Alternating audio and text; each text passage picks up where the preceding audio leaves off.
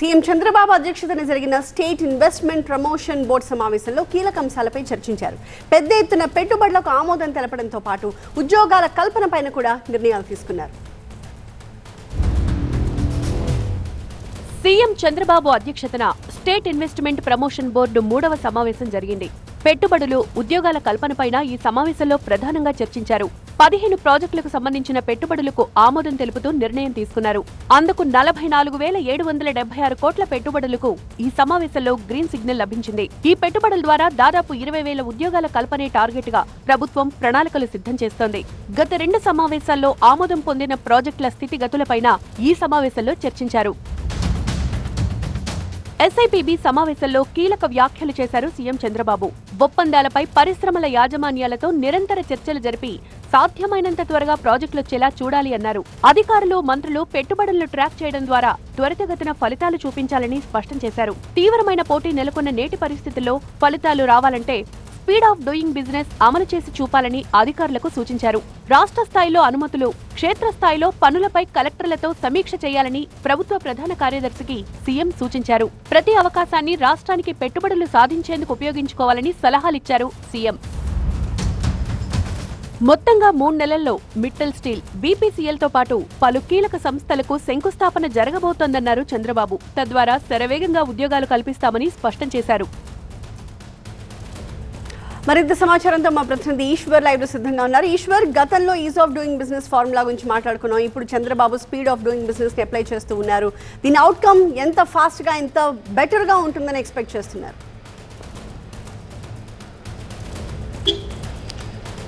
ప్రస్తుతం ఉన్న కాంపిటేటివ్ ఫీల్డ్లో, కాంపిటేటివ్ వరల్డ్లో వీలైనంత వేగంగా స్పీడ్ ఆఫ్ డూయింగ్ బిజినెస్ ద్వారానే వీటిని ఉత్తమ ఫలితాలు సాధించగలమన్న లక్ష్యంతో ముఖ్యమంత్రి చాలా శరవేగంగా ముందుకు వెళ్తున్న పరిస్థితి కనిపిస్తుంది. ఈరోజు జరిగిన ఎస్ఐపిబి సమావేశం ఈ గవర్నమెంట్ ఏర్పడిన తర్వాత 3వసారి ఈ సమావేశం నిర్వహించడం జరిగింది. నవంబర్లో తొలుత, అలాగే ఆ తర్వాత డిసెంబర్లో ఏర్పాటు చేశారు. ఆ తర్వాత జనవరిలో ఈరోజు దాన్ని ఏర్పాటు చేయడం జరిగింది. ఇప్పటి వరకు ఈ రోజు వరకు దాదాపు 44,000 కోట్లు అయితే ఈరోజు ఎస్ఐపిబిలో నిర్ణయం తీసుకోజరిగింది. ఎస్ఐపిబి అంటే ఒక హై లెవెల్ గవర్నమెంట్ బాడీ. ఇక్కడికి వచ్చే పెద్ద ఎత్తున వచ్చే పెట్టుబడులకు సంబంధించి వాళ్ళకి అవసరమైన ఫెసిలిటేషన్స్, ఆ ఇండస్ట్రీస్ ఏర్పాటు చేయడానికి వచ్చే పారిశ్రామికవేత్తలకు అవసరమైన ప్రోత్సాహకాలను ఇవ్వడం కావచ్చు, ఆ తర్వాత వేగంగా వాటిని ఏర్పాటు చేసేందుకు ఉన్న పరిస్థితులను కల్పించే దానికి సంబంధించి కావచ్చు, లేకపోతే క్లియరెన్సెస్కి సంబంధించి కావచ్చు. ఇది ముఖ్యమంత్రి దీన్ని చైర్ చేస్తారు. ఇప్పటివరకు ఈ జరిగిన 3 సమావేశాల్లో దాదాపు 3,10,000 కోట్ల రూపాయల ఇన్వెస్ట్మెంట్స్ ఇప్పటివరకు దీనికి ఎస్ఐపిబి ఆమోదం తెలిపింది. దాని ద్వారా 3,12,000 ఉద్యోగాలు వస్తాయన్నట్టుగా ఈరోజు ప్రభుత్వం ప్రకటించింది. ఒకటి, ఇప్పుడు ప్రస్తుతానికి ప్రభుత్వం ముందున్న లక్ష్యాలు ఏంటంటే, ప్రస్తుతం వచ్చే 3 నెలల్లో ఆర్సిలర్ మెటల్ దాదాపు 1,36,000 కోట్లతో నక్కపల్లిలో ఒక స్టీల్ ప్లాంట్ని ఏర్పాటు చేయబోతుంది. మొదటి దశ పనులకి 3 నెలల్లో శ్రీకారం చుట్టాలి, దానికి ప్రారంభోత్సవాన్ని చేయాలి. ఆ దిశగా వాళ్ళతో సంప్రదించి వాళ్ళకి ఎదురెళ్ళి ఒక ఐఏఎస్ ఆఫీసర్ని నోడల్ ఆఫీసర్గా పెట్టి వాళ్ళకి అవసరమైన అనుమతులన్నీ ఇవ్వడంతో పాటు వాళ్ళకి 3 నెలల్లో ఇక్కడ శంకుస్థాపన చేసేటట్టు చూడాల్సిన బాధ్యత ఆఫీసర్కి అప్పగించే విధంగా ఒక నిర్ణయం తీసుకున్నారు. అదే సమయంలో బీపీసీఎల్ రిఫైనరీ ప్రాజెక్ట్ దాదాపు 1,00,000 కోట్ల రూపాయల ప్రాజెక్ట్ అది నెల్లూరు జిల్లా రామాయపట్నంలో ఏర్పాటు చేయాలని నిర్ణయించారు. దాన్ని కూడా 3 నెలల్లో ఎట్టి పరిస్థితుల్లో శంకుస్థాపన చేసి ప్రారంభించాలి. దాని ద్వారా కూడా ఎక్కువ సంఖ్యలో ఉపాధి లభించే అవకాశం ఉంది. కాబట్టి ఉద్యోగులు కావచ్చు, మంత్రులు కావచ్చు, నిరంతరం ట్రాక్ చేయాలి. వాళ్ళు కేవలం ఒకసారి ఎస్ఐపిబిలో డిస్కస్ చేసి అనుమతులు ఇచ్చినంత మాత్రాన్ని సరిపోదు.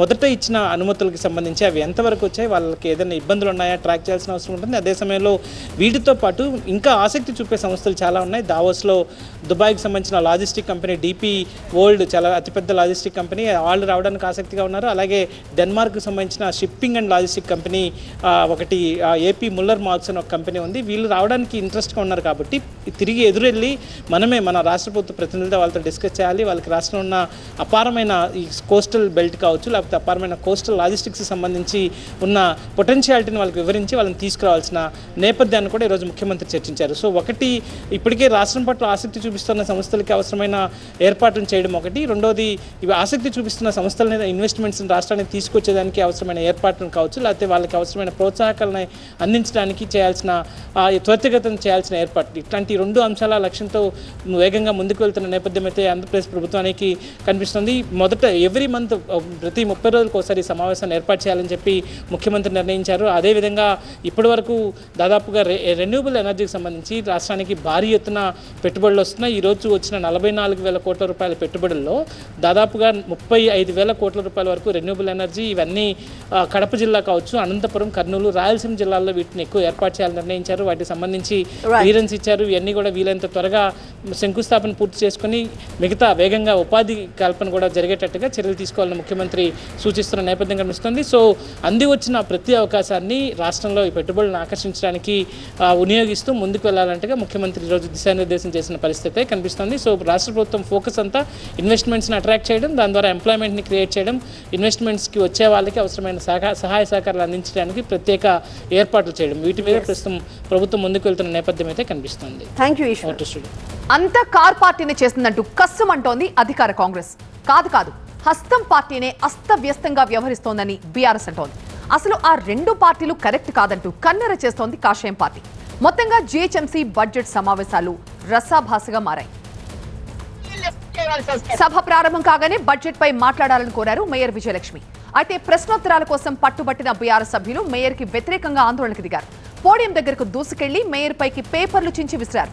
వారిని అడ్డుకునేందుకు కాంగ్రెస్ సభ్యులు ప్రయత్నించడంతో రెండు వర్గాల మధ్య తీవ్ర వాగ్వాదం జరిగింది. అయితే ఆ గందరగోళం మధ్య 8,440 కోట్ల బడ్జెట్ ని ఆమోదించారు మేయర్. బడ్జెట్ ఆమోదం తర్వాత ప్రశ్నోత్తరాలను మేయర్ ప్రారంభించగా అప్పుడు కూడా సేమ్ సీన్ రిపీట్ అయింది. ప్రశ్నోత్తరాల్లోనూ బీఆర్ఎస్ కాంగ్రెస్ సభ్యుల మధ్య వాగ్వాదం జరిగింది. మేయర్ పోడియంను చుట్టుముట్టి బీఆర్ఎస్ సభ్యులు ఆందోళన చేశారు. అయితే బీఆర్ఎస్ సభ్యుల తీరుపై మేయర్ తీవ్ర ఆగ్రహాన్ని వ్యక్తం చేశారు. ఎంతకీ బీఆర్ఎస్ సభ్యులు సభకు అడ్డుపడుతూ ఉండడంతో జీహెచ్ఎంసీ సెక్షన్ 89/1 ప్రకారం బీఆర్ఎస్ సభ్యుల్ని సస్పెండ్ చేశారు. ఇక సభ నుంచి బయటకు పంపడంతో జీహెచ్ఎంసీ ఆఫీస్ ముందే ధర్నాకు దిగారు బీఆర్ఎస్ సభ్యులు. ప్రజల పక్షాన మాట్లాడితే సభ నుంచి బయటకు పంపుతారా అంటూ నిలదీశారు. దీంతో వారిని అక్కడి నుంచి తరలించారు పోలీసులు. అయితే సభను అడ్డుకోవాలనే లక్ష్యంతోనే బీఆర్ఎస్ కార్పొరేటర్లు సమావేశానికి వచ్చారని తీవ్ర విమర్శలు గుప్పిస్తోంది అధికార పార్టీ. సమస్యలుంటే మాట్లాడాలి, విధానాలు నచ్చకపోతే మేయర్కి చెప్పాలి, కానీ ఇలా వ్యవహరించడం సరికాదు అంటూ మండిపడుతోంది. బీఆర్ఎస్ కాంగ్రెస్ సభ్యుల తీరుపై ఆగ్రహం వ్యక్తం చేస్తున్నారు బీజేపీ నేతలు. సభలో రెండు పార్టీల నేతలు వ్యవహరించిన తీరుపై మండిపడుతున్నారు. కావాలనే సభలో గందరగోళం చేశారని, బడ్జెట్ పై చర్చ జరగకుండా రెండు పార్టీలు కావాలనే గొడవ పడ్డాయంటున్నారు. మా ప్రతినిధి లక్ష్మీకాంత్ లైవ్ లో జాయిన్ అవుతున్నారు. లక్ష్మీకాంత్, సభలో బడ్జెట్ ఆమోదం అనుకున్నట్టుగానే జరిగిందని విపక్షాలు దీని గురించి ఏమంటున్నాయి?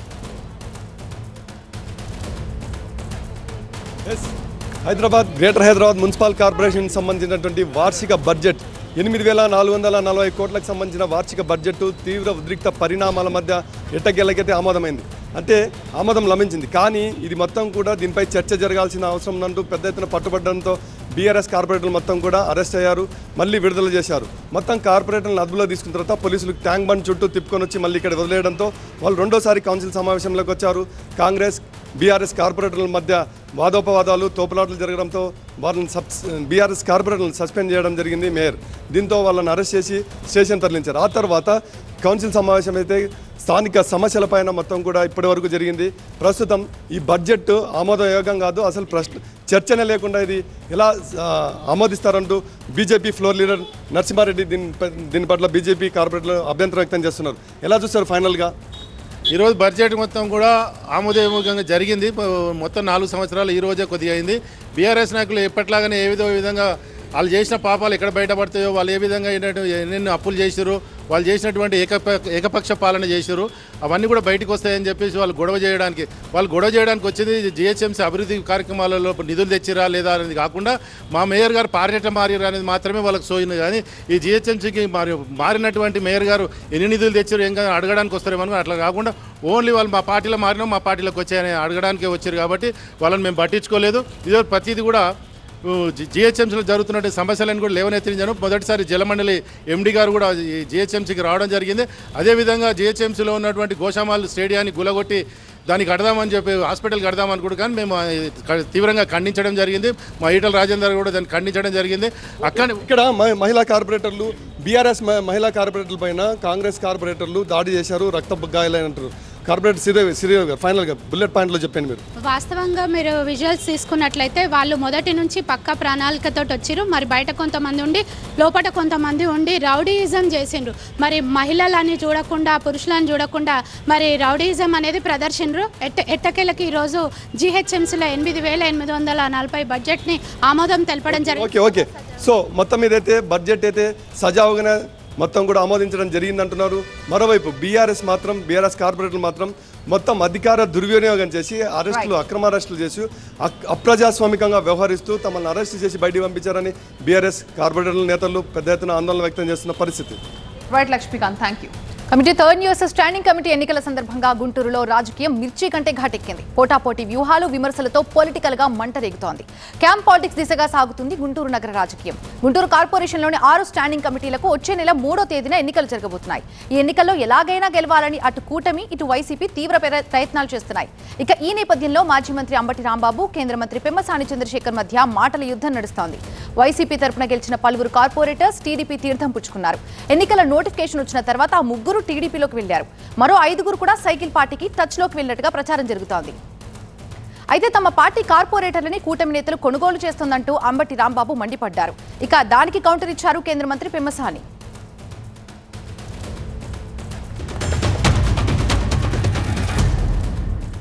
ఫ్యాను గుర్తు మీద గెలిచిన వాళ్ళు, మా కార్యకర్తల అండతో గెలిచిన వారు, మా పార్టీ ఆర్థికంగా సహాయం చేసిన వాళ్ళు 3 పోయారు.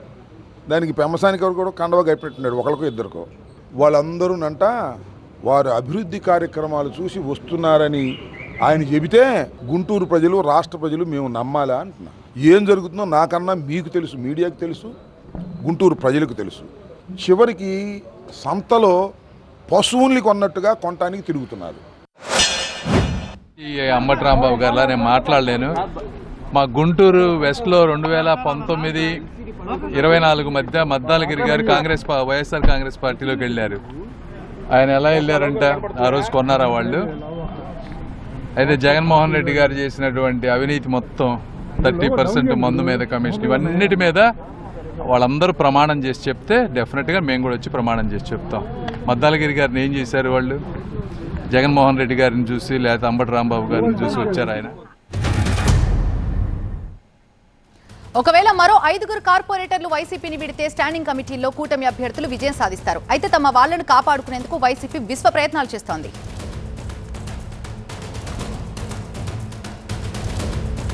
పూర్తి అప్డేట్స్ మా ప్రతినిధి నాగరాజు అందిస్తారు. నాగరాజు, కేవలం స్టాండింగ్ కమిటీ ఎన్నికల కోసమే రాజకీయం ఇంత హీట్ ఎక్కడం ఏంటి? అసలు కూటమి నేతల టార్గెట్ ఏంటి?